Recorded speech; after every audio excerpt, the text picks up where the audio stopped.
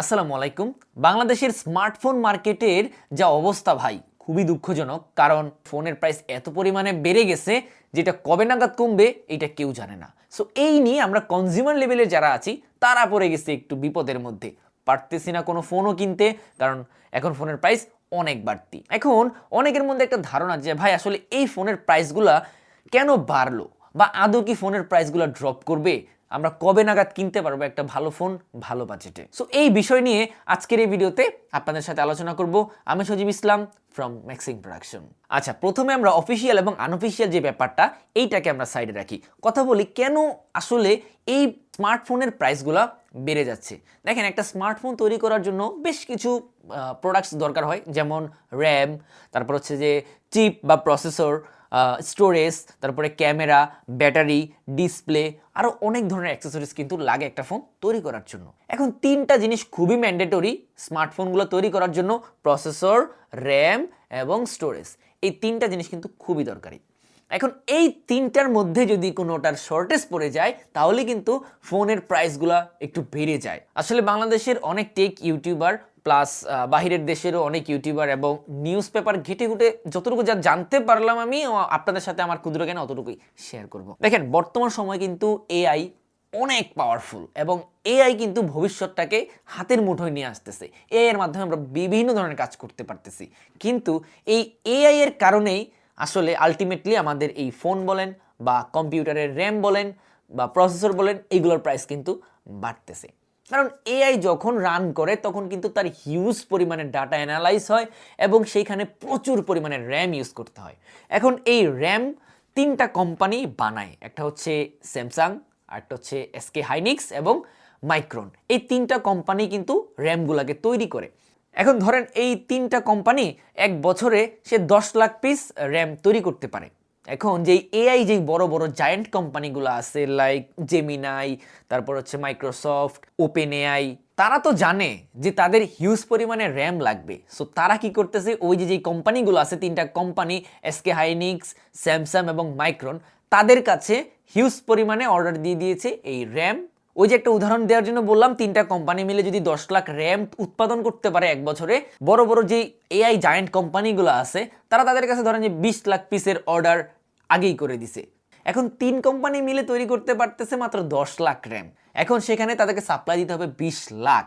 So ultimately এই ঘটনাটা ঘটেছে, আমি যতটুকু মনে করতেছি যে এই বড় বড় যে জায়ান্ট এআই কোম্পানিগুলো আছে তারা আসলে হিউজ পরিমাণে র্যাম অর্ডার দিয়ে দিয়েছে এবং প্রসেসরের যে বিষয়গুলা, ভিতরে যে চিপগুলো ইউজ করা হয় এইগুলোও কিন্তু তারা অনেক পরিমাণে অর্ডার করে ফেলছে, যার কারণে ওই কোম্পানিগুলো আদৌ বাহিরে কিন্তু এগুলো সাপ্লাই দিতে পারতেছে না, যার কারণে এই শর্টেজটা দেখা দিয়েছে বর্তমানে। এখন এই প্রবলেমটা আসলে আদৌ কবে সলভ হবে এইটা ওইভাবে বলাও যাচ্ছে না, তবে যতটুকু আশা করি যে 2026 সালে ফোনের দাম কমবে না, 27 সালে নাও কমতে পারে, 28 সালে গিয়ে হয়তো বা একটু প্রাইসটা ড্রপ করতে পারে এবং 29 সালের দিকে যে এটা একটু মানে লেভেল সিচুয়েশনে চলে আসতে পারে বলে আমি মনে করতেছি, তবে এটার একটু বিপরীত দিকও ঘটতে পারে।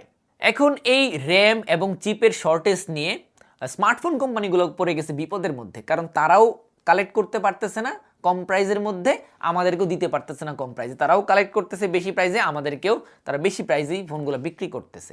এখন আমি যতটুকু মনে করি বাংলাদেশের পার্সপেক্টিভে বাংলাদেশের মধ্যে বাজেট ফোন সবচেয়ে বেশি সেল হয়। ধরেন 15,000 থেকে 20,000 টাকার মধ্যে যে ফোনগুলো আছে ওইগুলো কিন্তু বাংলাদেশে হিউজ পরিমাণে সেল হয়। সো ওই ফোনগুলোর প্রাইস আরও বেড়ে যাবে এখন যা আছে, এবং যদিও প্রাইসটা কোম্পানি কমায় তাহলে তারা স্পেকের দিক দিয়ে কিন্তু কমিয়ে দিবে। ধরেন আমরা 18,000 টাকার মধ্যে একটা 128GB ভ্যারিয়েন্টের একটা ফোন আমরা কিনতে পারতাম, দেখা যাবে যে আর কিছুদিন পরে ওই 8 128 বাদ দিয়ে চলে আসতেছে 4 128 বা 6 128, এই জিনিসটা হইতে পারে।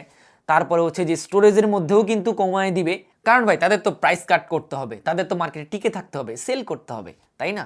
সো এই জন্য তারা ওই দিকটাতে কিন্তু একটু চেঞ্জ করে প্রাইসটা হয়তো বা একটু স্টেবল রাখার চেষ্টা করবে, বাট স্পেসিফিকেশনের দিক দিয়ে কিন্তু আমরা মার খেয়ে যাবো আর কি। এরপরে আরও অনেক দিক দিয়ে কিন্তু কোম্পানিগুলো প্রাইস কাট করতে পারে সামঞ্জস্যতা রাখার জন্য, যেমন বর্তমানে স্টোরেজে যে বিষয়টা এটা কিন্তু খুবই ফাস্ট চলতেছে, যেমন UFS 4.1 যেটা, ওই টেকনোলজিটা কিন্তু ইউজ করা হচ্ছে স্টোরেজের মধ্যে, যার কারণে আমরা ফোনের মধ্যে ভালো স্পিড পাই। এখন দেখা যাবে এইটাকে নামিয়ে তারা UFS 3.1-এ নিয়ে আসতে পারে, তখন ফোনের যে পারফরমেন্স সেটা কিন্তু ড্রপ করবে। এবং এই স্টোরেজ টাইপটা কিন্তু 2.2তেও চলে আসতে পারে। আপনি একবার চিন্তা করতেছেন 2.2তে চলে আসতেছে, সে অনেক দিন আগের, এবং স্টোরেজ টাইপটা অনেক আগের আরও ডাউনগ্রেডের eMMC 5.1এও যেতে পারে। যেমন ক্যামেরাতেও তারা ডাউনগ্রেড করে দিতে পারে, তখন কিন্তু আমরা পারফরমেন্সটা ওইভাবে পাবো না। এখন আমরা যেভাবে দেখতেছিলাম যে আসলে ফোন কোম্পানিগুলো খুব ভালো করতেছিল, কম প্রাইসের মধ্যে আমরা ভালো ভালো ফোন পাচ্ছিলাম, কিন্তু এই বিষয়টা অন্তত 2026 সালে আমরা দেখতে পাবো না। সো আপনারা যারা চিন্তা করতেছিলেন যে একটা বাজেট ফোন কিনবেন, বা যেই প্রোডাক্টগুলোর মধ্যে র্যাম ইউজ হয়, স্টোরেজ ইউজ হয়, চিপ ইউজ হয়, ওই প্রোডাক্টগুলো যদি কেনার চিন্তা ভাবনা থাকে তাহলে আপনারা ইনস্ট্যান্ট কিনে ফেলেন। আলটিমেটলি আমার কাছে যেটা মনে হয় যে এই যে যেই প্রাইসগুলা, এইগুলা খুব শীঘ্রই আসলে কমবে না। সো যারা কিনতে চান এই প্রোডাক্টগুলো কিনে ফেলেন। আমাদেরও একটা পিসি আবার আপডেট করার চিন্তা ভাবনা ছিল, বা আর একটা নতুন বানাতাম, ওইটারও চিন্তা ভাবনা এখন পুরাই ক্লোজ করে দিছি, কারণ ভাই যেই হারে প্রাইস বাড়তি, এখন পিসি বানানো সম্ভবই না। তো এই আর কি বিষয়, আপনাদের সাথে এই বিষয়টা শেয়ার করলাম। সো যাই হোক, আমার ছোট একটা জ্ঞানে যতটুকু ধরছে, যতটুকু আমি জানতে পারছি ইউটিউব প্লাস হচ্ছে যে বিভিন্ন নিউজ পেপার ঘেটে ঘুটে আমি আপনাদের সাথে শেয়ার করলাম। বাকিটা এখন আপনারা একটু রিসার্চ করে দেখতে পারেন। সো আজকে তাহলে এই পর্যন্ত রাখছি ভিডিওটা কেমন লাগছে আপনারা অবশ্যই কমেন্ট করে জানাবেন, এবং নেক্সট টাইম আপনারা কোন ধরনের ভিডিও চান চাইলে সেটা কিন্তু জানাতে পারেন। দেখা হচ্ছে আপনাদের সাথে নতুন কোনো ভিডিওতে। ভালো থাকেন সবাই, আসসালামু আলাইকুম।